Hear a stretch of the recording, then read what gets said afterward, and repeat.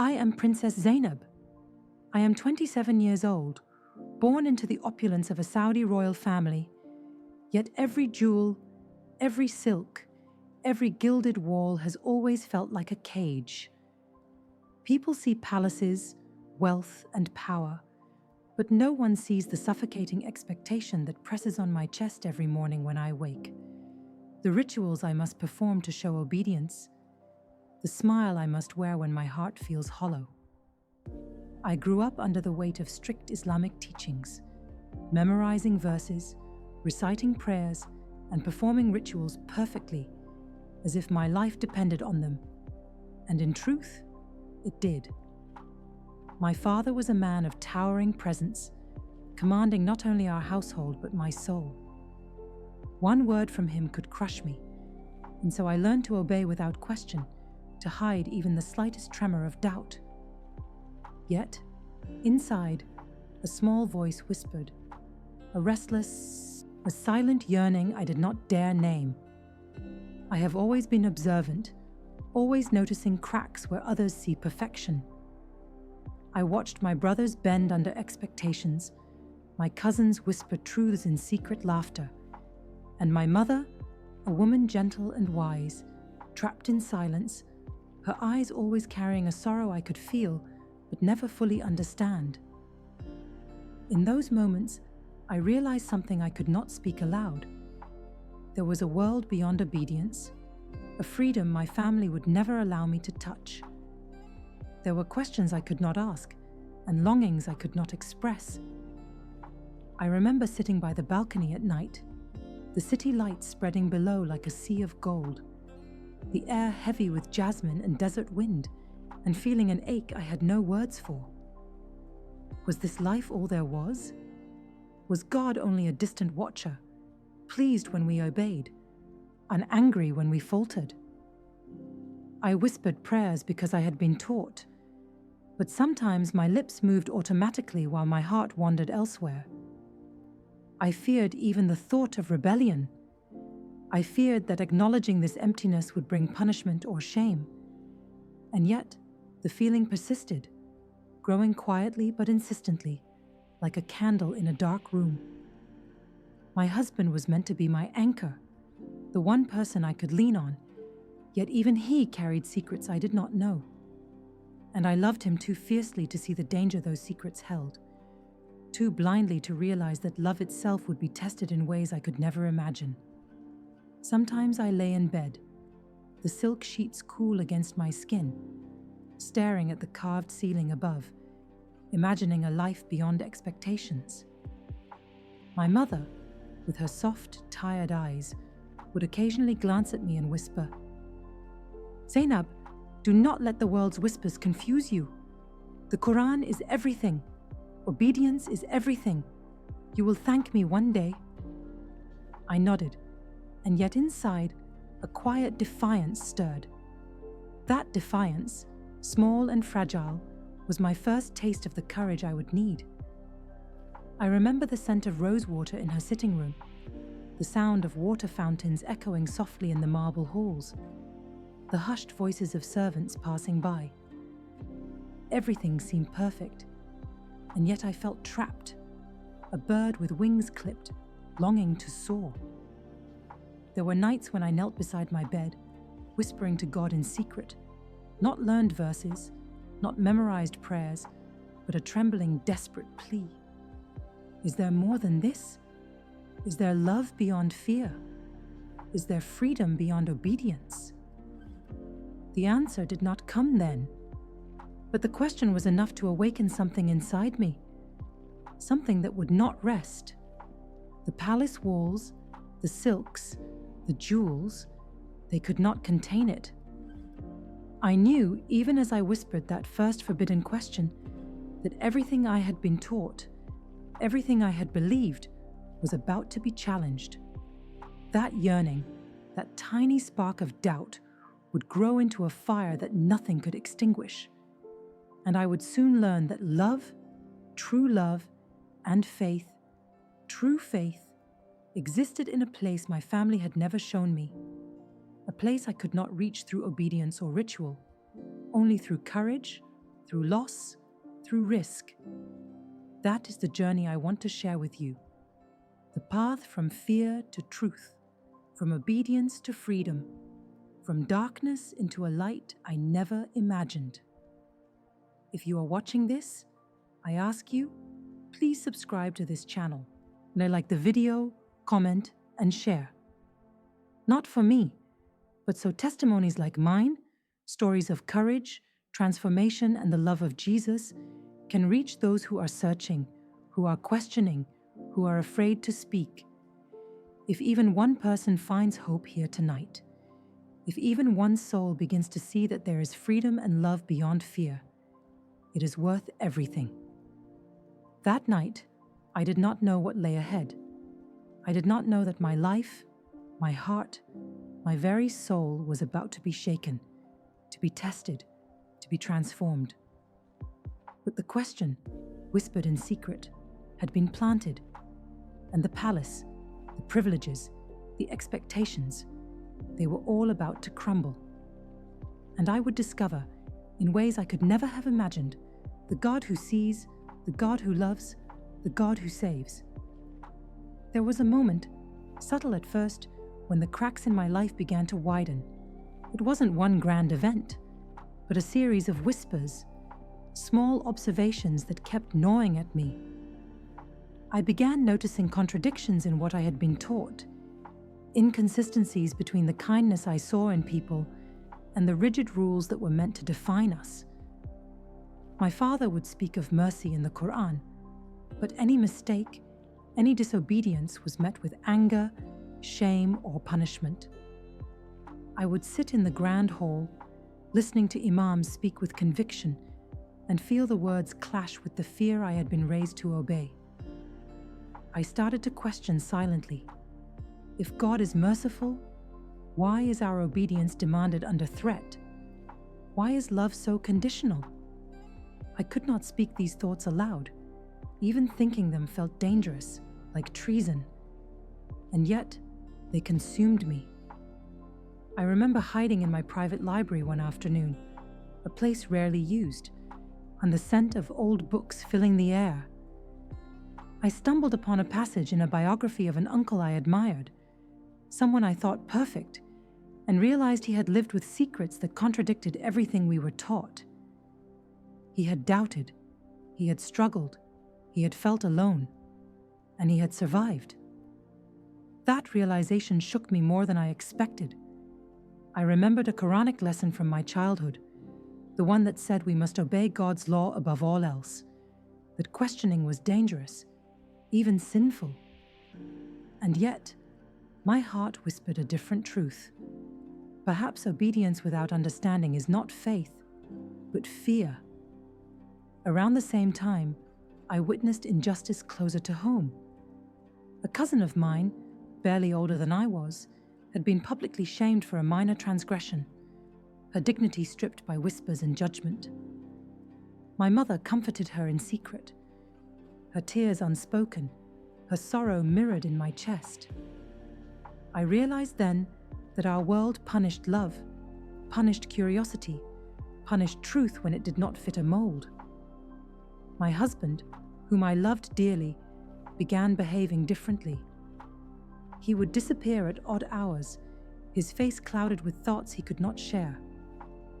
I noticed him reading secretly, sneaking glances at foreign texts, a Bible tucked beneath his robes one night, before he quickly hid it when he saw me. I did not understand it then, but the seed of suspicion, of awakening, had been planted in both of us.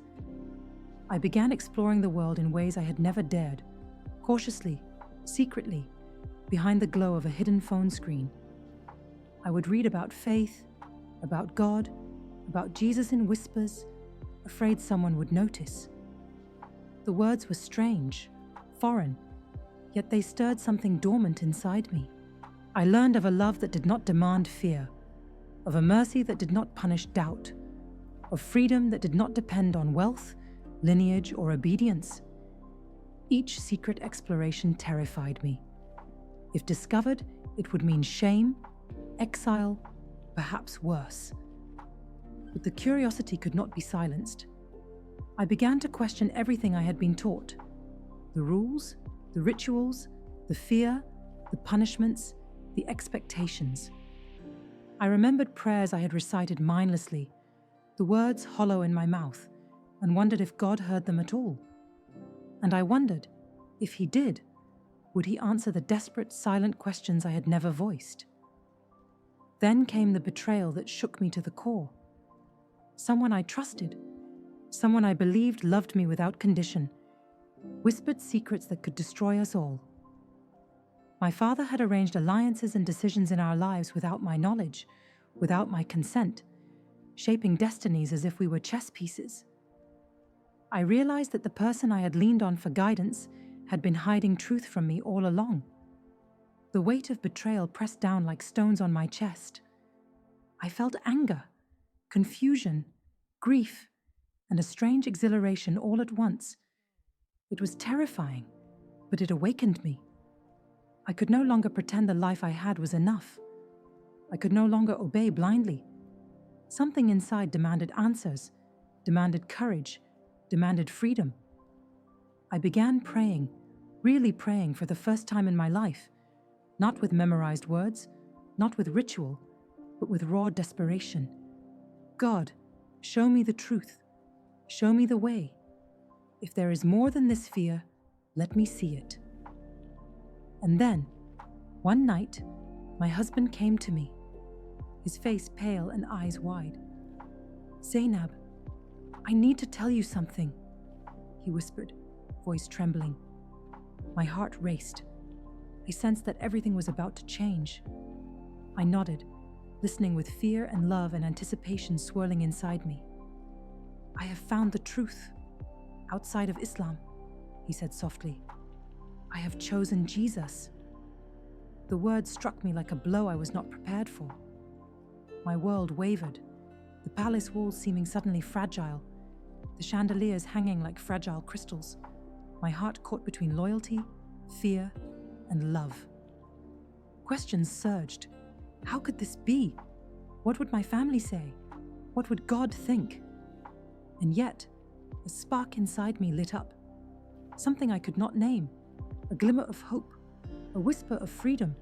A taste of love unafraid, unpunished. That night, I understood that nothing would ever be the same. I began walking a path I did not fully see, but one I could not avoid. My heart demanded truth, even if it meant losing everything I had ever known.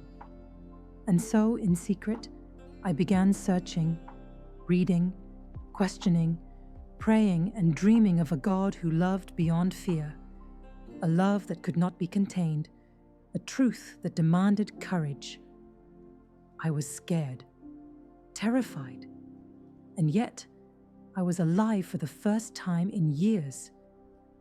It was late one evening when he finally told me, sitting across from me in our private sitting room. The flickering candlelight painted shadows across his face, shadows I had never noticed before, shadows of fear and something I could not yet name. I had sensed his secret for weeks, had felt the tension in his hands, the way he avoided my gaze, the trembling when he whispered excuses for late nights or odd absences. My heart was pounding as he spoke, and I felt a mixture of love, dread, and disbelief that made me want to scream and collapse at the same time. "Zaynab," he said softly, almost pleading, "I have to tell you the truth. I have chosen Jesus." The words hit me like a lightning strike. I froze, my hands gripping the edge of the table so tightly I thought they might break. My mind raced. Jesus? How could he, my husband, raised as devoutly as I was, abandon Islam, betray our family, our faith, our world? And yet, as I looked into his eyes, I saw something I had never seen before. Peace. A calm that I had never known in our gilded, suffocating life. I felt my chest tighten. Love and fear collided inside me. I loved him fiercely. I had pledged my life to him in obedience and devotion. And yet the world we lived in dictated that his choice was treason. I wanted to scream, to beg him to stay, to hold on to everything we had. But a strange part of me, the part I had never acknowledged, was curious, even drawn to this forbidden truth. My mind flashed back to the sermons, the lessons, the strict obedience my father had demanded. I remembered the fear, the shame, the constant pressure to perform rituals perfectly.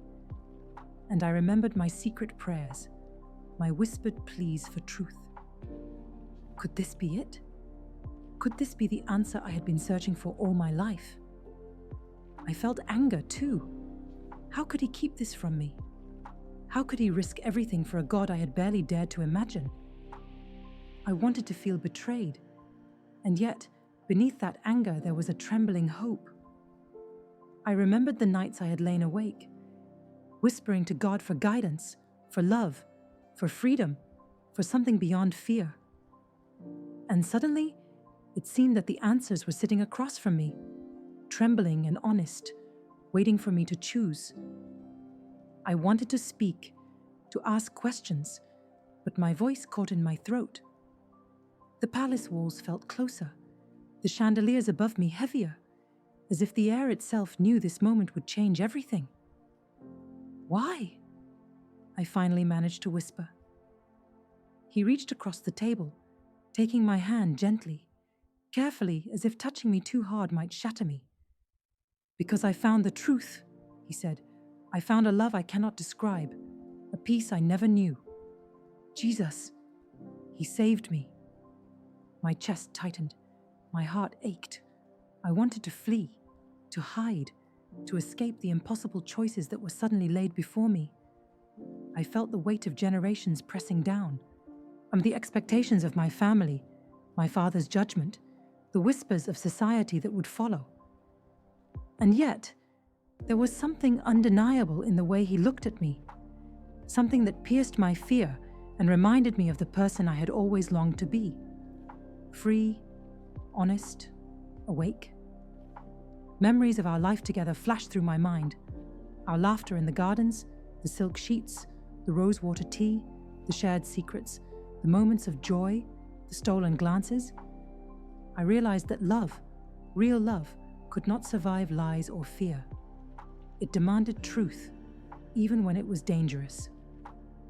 That night, I cried, not just for the shock, but for the recognition that our lives were about to be torn apart, reshaped by choices bigger than ourselves. I felt grief for the innocence we had lost, for the world that could not understand, for the family that would never forgive. But beneath the grief, there was a spark, fragile but alive, a spark that whispered, perhaps there was more than obedience. Perhaps there was a love worth risking everything for.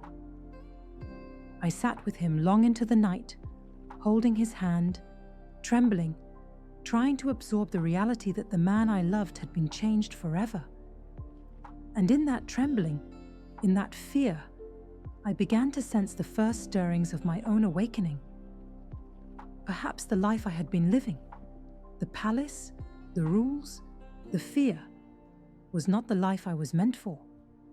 Perhaps there was a God who loved beyond punishment, beyond ritual, beyond obedience.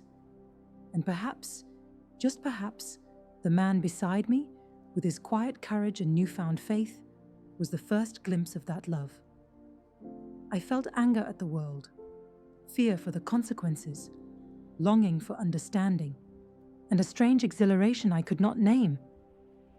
I realized that the choice before me was impossible: loyalty to family and tradition, or loyalty to truth and love.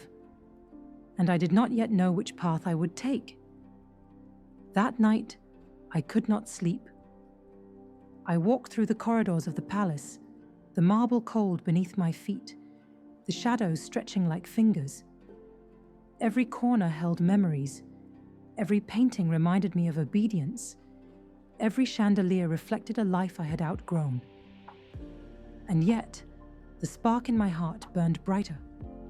I knew that my life, my love, my faith was about to be tested.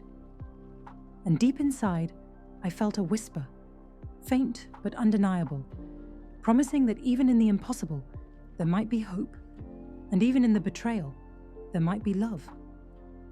The days that followed felt like living in a nightmare I could not wake from. My father had discovered my husband's secret before I could process it myself. The moment he walked into our chamber, his eyes dark, every muscle rigid with authority, I felt the palace walls closing in on me. "Zaynab," he said, his voice low but sharp, slicing through the air like a blade. "You know what must be done. He has betrayed Islam. He has betrayed our family. You will act." My heart thudded violently in my chest. Act? I understood immediately. Obedience had always been demanded, but never like this. My husband sat trembling nearby, pale, silent, the Bible hidden in his robe, the symbol of his faith now the target of our wrath. "I cannot," I whispered, my voice barely audible, as if speaking louder would break something inside me. "You can," my father interrupted, stepping closer. "Or you will bring shame upon yourself, upon me, and upon this family. God demands justice. I demand justice. You will do it." My stomach lurched. Every instinct screamed no. Every memory of love, every stolen smile, every moment of tenderness with my husband screamed no. And yet, the weight of expectation, the fear of disobedience, the threat of exile and disgrace, pressed down like an iron fist. I remembered the lessons, the threats, the punishments, the reminders that obedience was life, that failure was sin. But this was not obedience. This was murder. And yet, the gun was placed in my hands. Cold, heavy, metallic, the weight unfamiliar and terrifying. I had never even held a weapon before. My fingers trembled as I gripped it, nails digging into the smooth metal. My husband looked at me, his eyes wide, a mixture of fear and understanding. "Zaynab," he whispered, voice quivering. "Please!" I wanted to throw the gun down, to run, to collapse, to escape the impossible reality that had been thrust upon me. But my father's gaze burned into me, unyielding, demanding, relentless. The room felt smaller, darker, the chandeliers above casting grotesque shadows across the marble floor. I could hear my own heartbeat, loud and frantic in my ears, drowning out everything else. My mind flashed back to the years of obedience, the lessons drilled into me since childhood, the fear that had been my constant companion.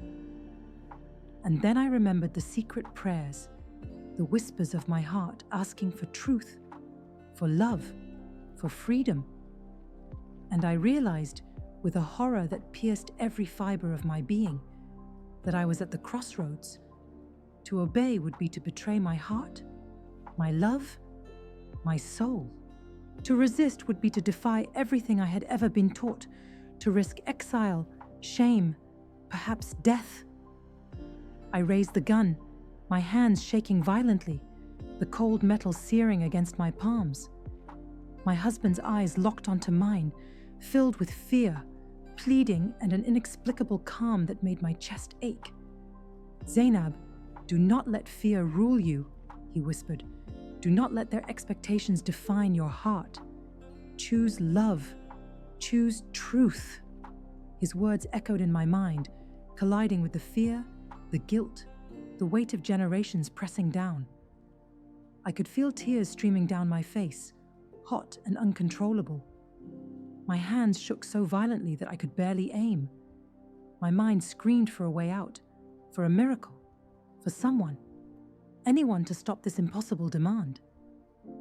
And in that moment, I felt the first stirrings of true moral terror, and the realization hit me. I could end his life with one pull of the trigger. I could obey and destroy everything I loved, everything I had ever believed in secretly, everything that had made me feel human. And yet, I could refuse and face the wrath of my father, the shame of my family, the consequences of defiance. My heart split into pieces, torn between fear and love, obedience and conscience, duty and truth. I remembered every whispered question, every secret prayer, every longing I had tried to bury. And suddenly, the impossible became real. I could not obey this, not fully, not willingly. The weight of the gun in my hands became unbearable. My chest heaved. I felt my knees weaken. I wanted to scream. I wanted to vanish. My father's eyes never left mine. "Do it," he commanded, his voice a whip. My husband's hand reached toward mine, untrembling, but gentle. "Zaynab, please, God is watching. Your heart knows what is right." The words pierced me deeper than any blade. I could feel the impossible choice tearing me apart, every fiber of my being screaming in terror, grief, and love. I lifted the gun, tears blinding me, heart pounding, the metallic taste of fear in my mouth. The world seemed to slow, the shadows lengthening, the air thick, every heartbeat a drum of impending doom. I could not imagine the moment that would follow, the sound, the recoil, the horror. And yet, even as my hands shook uncontrollably, a small, quiet voice within me, the same voice that had whispered prayers for truth and love, spoke clearly. "Do not betray love. Do not betray truth. Do not betray your soul." I felt a shiver run down my spine, a cold and fierce certainty I had never known. And then I made the choice that would change everything. My fingers tightened, the trigger a promise I could not yet fulfill, and the world seemed to hold its breath. The impossible was upon me. My heart, my love, my fear, my faith, everything collided in one unbearable, unimaginable moment. And in that instant, I realized that life would never be the same, that nothing could ever be undone, and that the consequences of choice were about to unfold in ways I could not yet imagine. The sound of the gunshot echoed through the palace like a death knell, a crack that shattered everything I had known. The moment it left my hands, time seemed to stop. I froze, staring at him, at the man I loved more than my own life, crumpled on the cold marble floor. My hands were shaking violently, the gun slipping slightly from my grip, and I could not breathe. His eyes met mine, wide and terrified, and I felt my heart tear in two. How had it come to this? How could obedience demand such horror? His chest rose and fell irregularly. I could hear the ragged sound of his breathing, a life that should have been safe, threatened by my own trembling hands. My knees buckled, and I sank beside him, the floor cold beneath me, blood pooling in a way I had only seen in nightmares. I pressed my hands to his chest, not thinking, only praying silently, desperately, that he would live. "Please, please," I whispered, tears streaming, burning hot on my cheeks. My mind screamed in chaos. Everything I had been taught, everything I had been ordered to do, collided violently with the love I could not betray. I remembered my father's face, the expectations, the wrath, and the entire weight of tradition pressing down on me, and I felt vomit rise in my throat. And yet, amid the chaos, there was a strange clarity. I realized, with an unbearable certainty, that nothing I had been taught could contain the horror I had just participated in. I had crossed a line from which there was no return. His hand twitched weakly in mine, and I cried out, half in relief, half in terror. "Stay with me! Stay with me!" I screamed, voice hoarse, raw, breaking under the weight of guilt. The palace seemed to fade away, the chandeliers, the gold, the silks, all meaningless in the face of this moment. I could feel every heartbeat, every trembling breath, every inch of life hanging by a thread. And then it came, the vision. Or perhaps it was a memory, a glimpse of something beyond the pain, a presence I could not fully name. His face blurred before me, yet I saw something luminous, something terrifyingly beautiful. A figure bathed in light, eyes full of compassion and love, standing silently in the shadows of the room. I could not speak. My voice failed me. My tears fell faster, and my chest heaved uncontrollably. The figure did not judge. It did not condemn. It only radiated a love so pure, so overwhelming, that I felt my soul being exposed, every secret, every fear, every sin laid bare before it. And in that light, I felt the first stirrings of awakening. Something deep inside me, something I had buried under fear and obedience for 27 years, began to stir. A voice, gentle yet undeniable, whispered, "There is more than fear. There is more than death. There is love." I could not comprehend the words fully, but I felt their truth in my bones. I turned my gaze back to him, lying weak and pale on the marble floor, and I saw not just my husband, but the symbol of a life I had tried to live without truth, a life I had tried to navigate with fear instead of faith. I wept uncontrollably, cradling him, my lips pressing against his forehead, my hair falling into his face. "Forgive me, forgive me," I whispered, though I did not know if I spoke to him, to God, or to the presence I had glimpsed. I felt the room shift around me. Shadows lengthened, flickered, and then receded, leaving a strange silence that was almost holy. I realized that even in the act of my deepest fear, something larger than me was present, something watching, something loving, something ready to redeem. I felt my knees press against the cold floor, my forehead touching marble, my body racked with sobs. "God, save him! Please, save him!" I begged, the words falling like stones from my lips. Time seemed to stretch endlessly. I could feel every heartbeat, every breath, every second of life hanging in the balance. And then, slowly, miraculously, his eyes fluttered. A weak, trembling smile crossed his lips, and he whispered my name. Relief and terror collided within me, creating a storm of emotion I could barely endure. "Zaynab, I'm here. I'm okay," he said, voice barely audible. I pressed closer, tears streaming, clinging to him as if letting go would destroy us both. I realized in that instant that life is fragile beyond imagination, that love is fragile beyond comprehension, and that the choices we are forced to make can haunt us forever. But I also realized that even in the depths of horror, even when our hearts break and our souls tremble, there is a presence that can heal, a light that can enter the darkest moments, a love that cannot be destroyed by fear or death. In the hours that followed, I held him, whispering prayers that were mine alone, prayers I had never dared to speak aloud. I felt the first sparks of faith, not the fear-driven obedience of my childhood, not the hollow rituals of my past, but a real, trembling faith that there was a God who saw, a God who loved, a God who could redeem even this horror. And as dawn broke, casting pale light across the marble floors, I realized that my life would never be the same.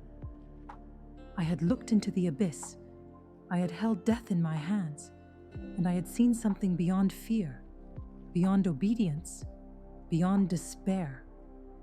Something that promised life, something that promised love, something that promised hope.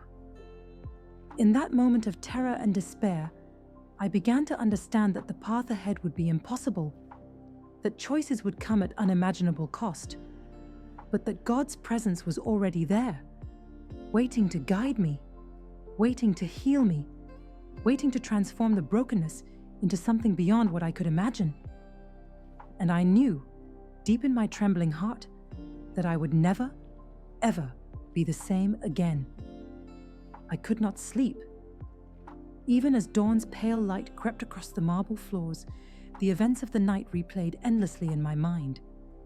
His face, pale and trembling, the cold metallic weight of the gun, the echo of the shot. It haunted me. I felt hollow, broken, unable to reconcile my actions with the love I still carried in my chest. I curled up on my bed, my silk sheets tangling around me, and for the first time, I prayed not out of obligation, not with memorized verses, but with the raw desperation of a soul gasping for life. God, I cannot bear this, I whispered, tears streaming. I cannot live in fear. I cannot live in guilt. Please show me truth, show me mercy, show me love.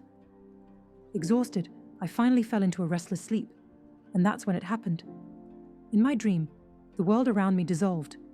The gilded palace, the chandeliers, the marble floors, they faded into darkness. And then I saw him, a man, radiating light, not blinding but warm, enveloping me like a comforting embrace. His eyes were infinite, full of love I had never known, full of forgiveness I did not deserve. My body trembled, unable to move, unable to breathe, unable to speak. And yet, I knew I had been seen. "Zaynab," he said softly, and his voice was both gentle and powerful, reaching into the deepest corners of my heart. "You are not defined by fear. You are not bound by obedience without love. I have always loved you." I tried to speak, but my lips would not form words. I wanted to ask how he knew, how he could see everything, how he could still care, but no words came.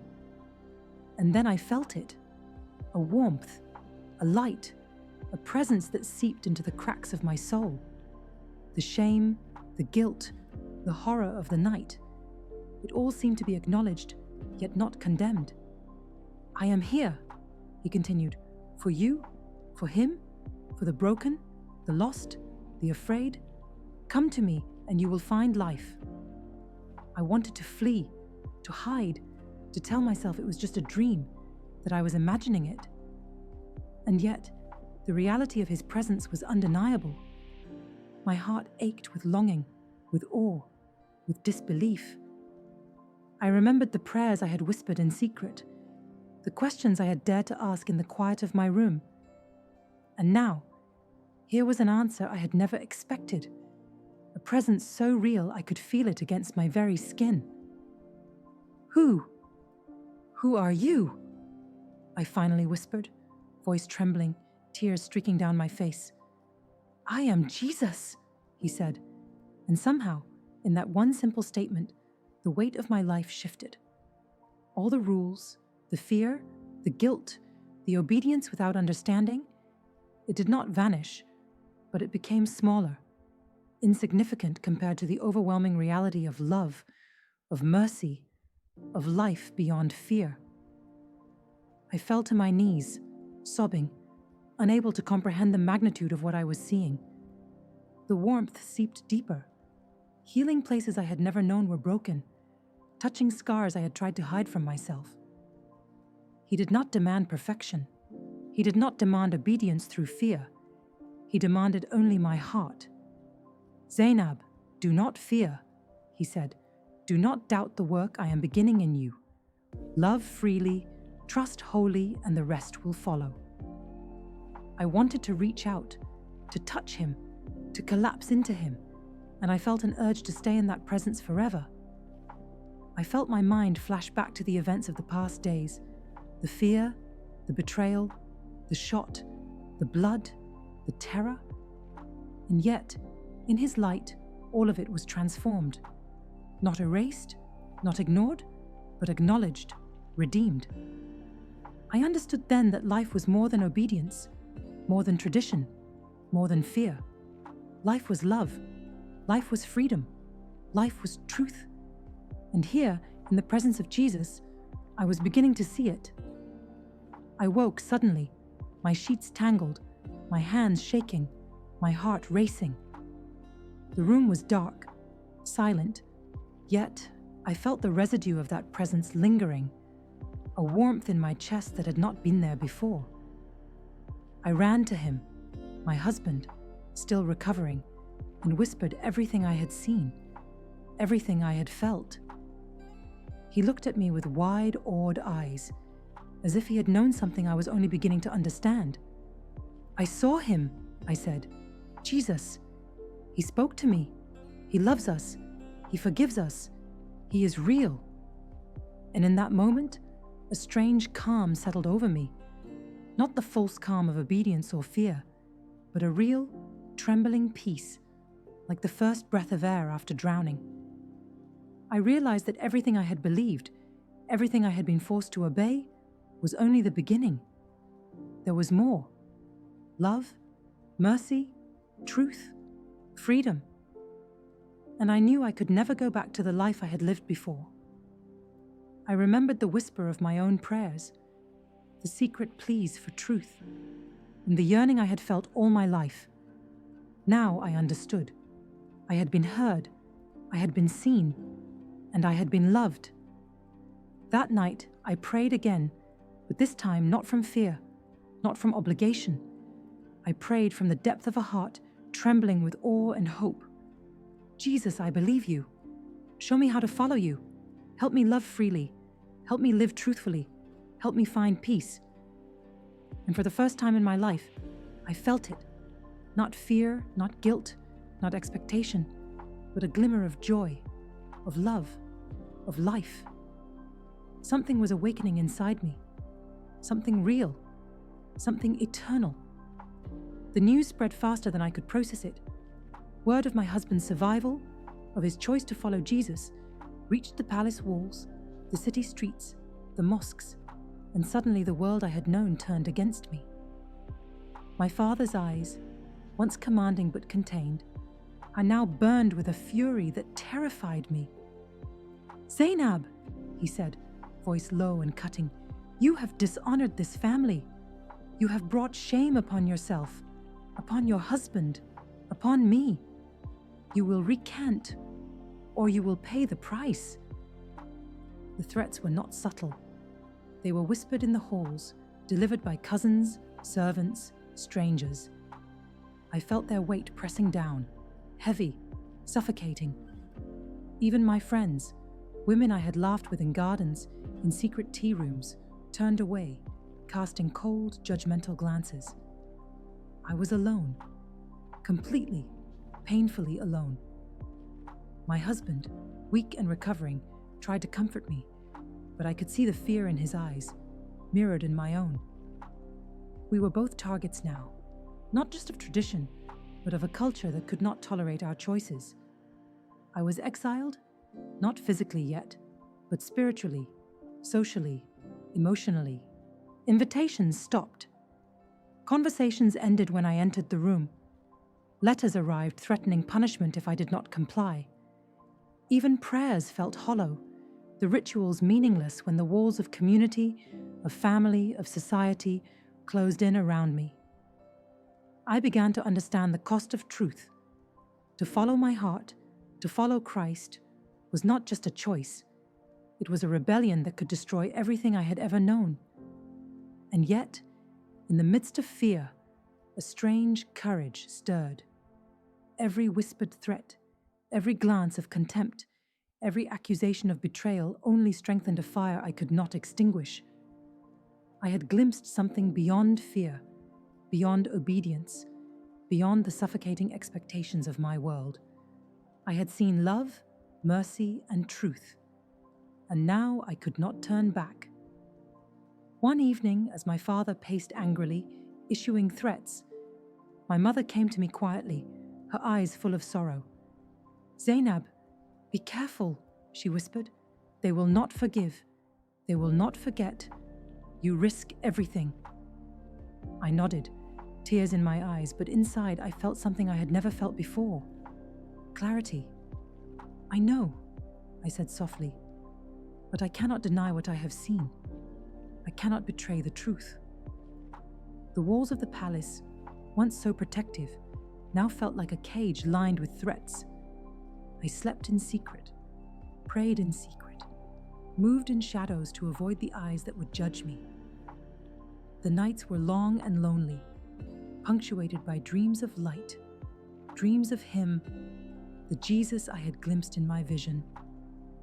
Each morning I woke trembling, unsure if I had the courage to face another day, yet knowing that each day brought a choice, fear or faith.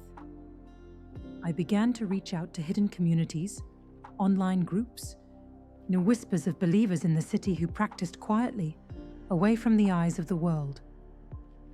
I read the Bible in secret, trembling as I traced the words with my fingers, feeling their weight, their truth.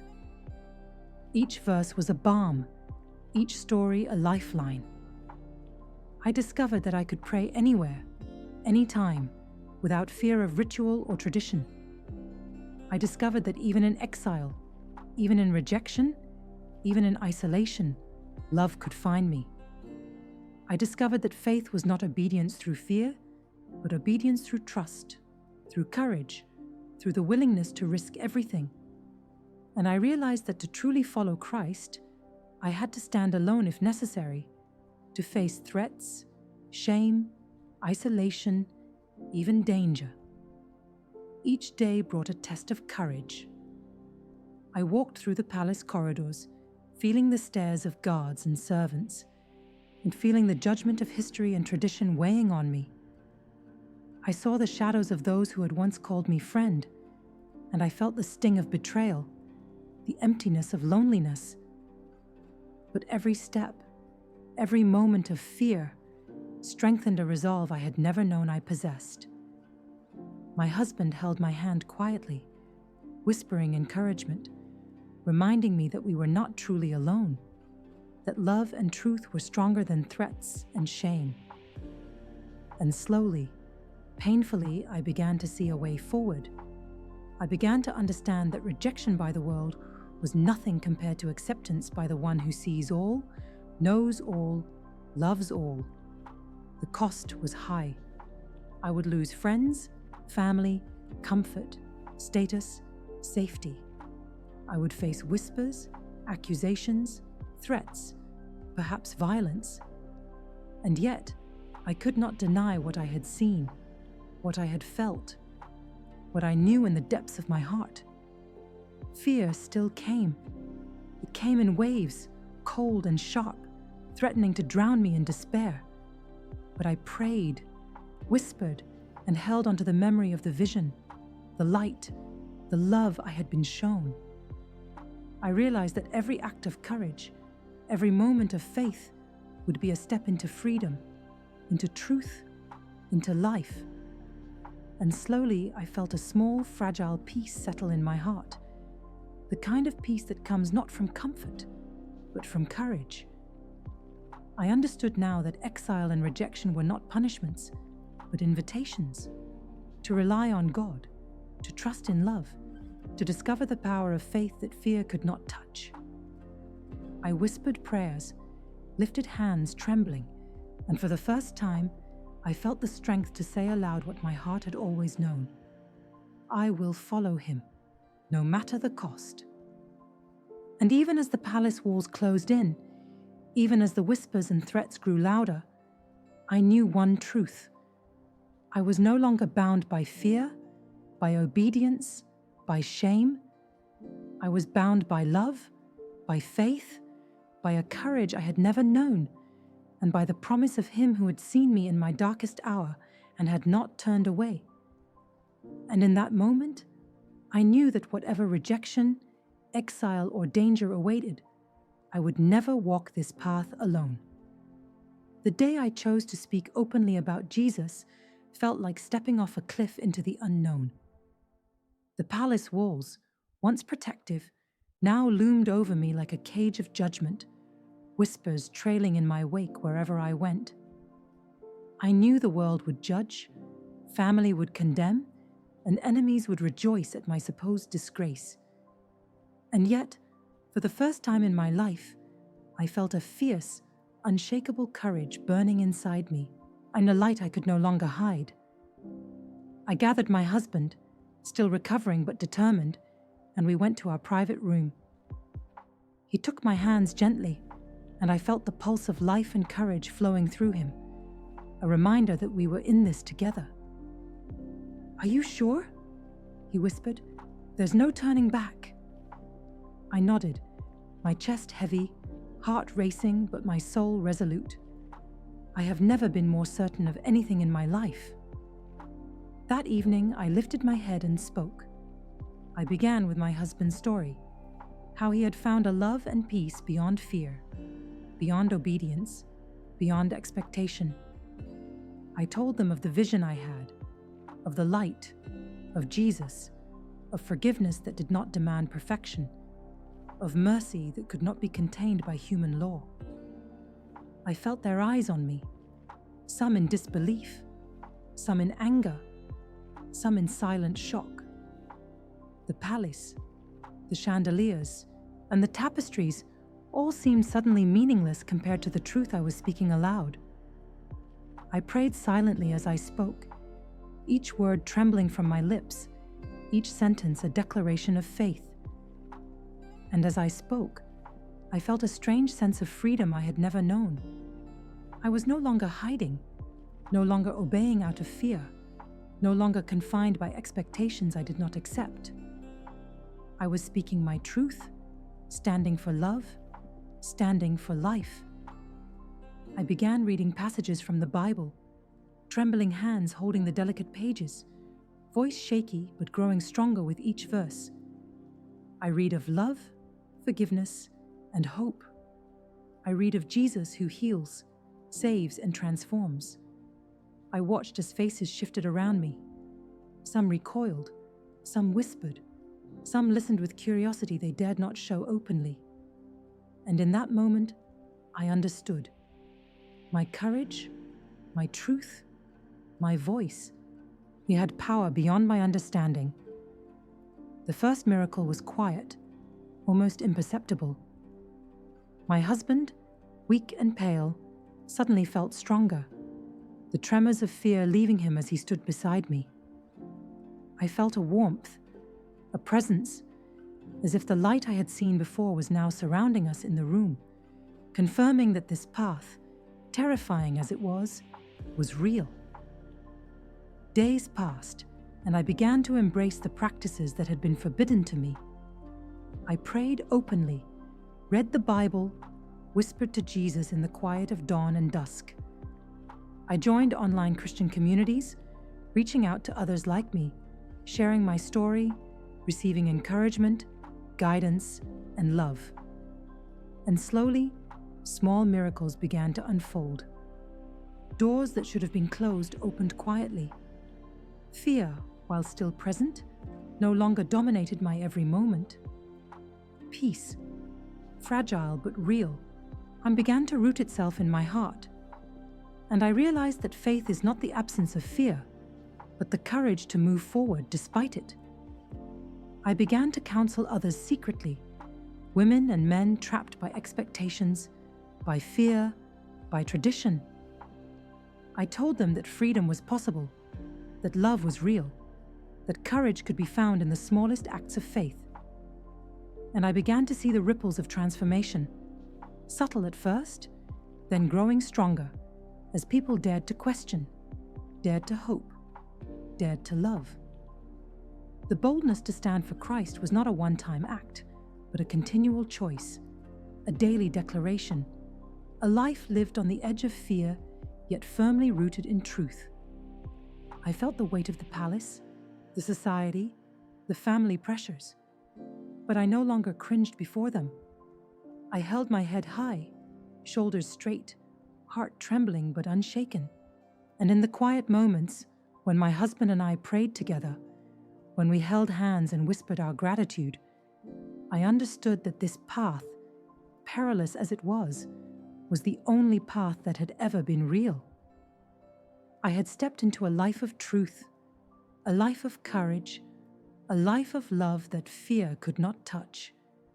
And even as threats lingered, even as whispers grew, even as judgment came from every direction, I felt a freedom that could not be stolen. Jesus had come to me in the depths of despair, had shown me mercy in the moments I thought I would break, had lifted me from guilt and fear, and had planted a courage I never thought I could possess. Standing boldly, embracing my faith, reaching out to my husband, praying, reading, loving, hoping, I was transformed. And I knew this: no matter what the world said, no matter the consequences, no matter the shadows that loomed, I had found life, truth, and freedom, and I would never go back. The day of confrontation arrived like a storm I could not escape. My father summoned me to the grand hall, a place of judgment and authority, where the walls bore witness to generations of obedience and fear. The Imam, a man whose voice had echoed in our childhood prayers, stood beside him, eyes sharp, robes flowing, the weight of tradition pressing down like a physical force. My husband was beside me, pale but steady, the Bible hidden in his hand, his presence a quiet anchor in the midst of chaos. My father's eyes burned into me. "Zaynab," he said, voice low like a whip, "you have betrayed your family, your faith, your bloodline. Recant now, or face the consequences." The Imam's gaze pierced me. "The law of God is clear," he added. "Apostasy is unforgivable. You know what must be done." My hands shook, my heart raced, but something inside me, something far stronger than fear, held me upright. I took a deep breath, feeling the cool weight of truth settle over me. "I will not recant," I said, voice trembling but growing stronger with each word. Silence rippled through the room. My father's jaw tightened. The Imam's eyes narrowed. Whispers spread among the attendants, servants, and courtiers. I felt the pressure of generations, the weight of family, tradition, and expectation pressing down on me. And yet, I felt something else too. The presence of him I had seen, the light, the love, the mercy that had touched me in my darkest moments. I drew strength from it, from him, from the truth I had embraced. "I choose Jesus," I continued, louder now, firmer, my voice echoing in the hall. "I choose love, mercy, forgiveness, and life. I will not bow to fear, nor obey commands that demand betrayal of my heart or my soul." My father's face contorted with anger, a mix of disbelief and fury. "Do you not understand what you are doing? You are destroying your family. You are dishonoring us. You are—" "No!" I interrupted, my hands trembling but firm. "I understand perfectly. I have lived in fear my whole life, obeying rules I did not comprehend, serving a law without love. I will not continue in darkness. I will not betray truth. I will not betray my husband, my heart, or the God who has shown me mercy and love beyond what I ever imagined." The Imam's robes rustled as he stepped closer. "You are blind," he said sharply. "You are straying from the path of righteousness. Apostasy is death." I felt a chill run down my spine, but my resolve did not waver. Death is not to be feared when the soul is alive in Christ. I have seen his light. I have felt his love. And no law, no threat, no shadow of fear can undo what he has done in me. I am free, and I will not return to slavery of fear or false obedience. My husband stepped forward, placing his hand over mine, grounding me. "We are not alone," he whispered. "He is with us." I felt it then, a warmth that filled the hall, a presence stronger than fear, stronger than anger, stronger than tradition. I realized that truth and love cannot be silenced by threats. I realized that courage is not the absence of fear, but the willingness to stand despite it. I realized that I would rather face exile, rejection, or even death than betray the light that had saved me. My father's fists clenched, his eyes filled with rage and pain. "You are my daughter!" Do you not see the shame you bring?" "I am your daughter," I said calmly, voice steady, "but I am also a child of God, a follower of Christ.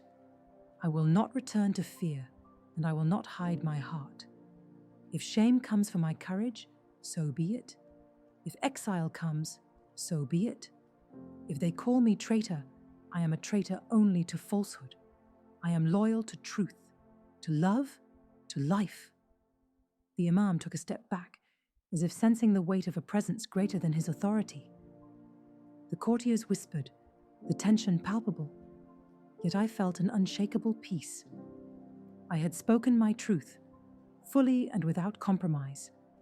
I had refused to recant, and in that refusal, I felt liberation, even as consequences loomed. My father fell silent, his anger restrained by shock, and my defiance more powerful than he expected. The Imam's lips pressed into a thin line, uncertain, the rigidity of tradition meeting the immovable wall of faith. And then, quietly, I felt the shift, a subtle change in the room, a presence that was not mine, a confirmation that courage, love, and truth are never without witness. I reached for my husband's hand, squeezing it firmly, feeling his strength, his faith, his love. Together we stood as one, trembling yet unbroken, defying fear, defying judgment, defying the weight of the world with a courage born of something far greater than ourselves. And in that moment, I realized, liberation is not the absence of opposition, but the presence of truth, the willingness to embrace light even in darkness, the refusal to bow before fear. I had chosen Christ. I had chosen love. I had chosen life. And nothing, no threat, no shadow, no anger could take that from me. I was free.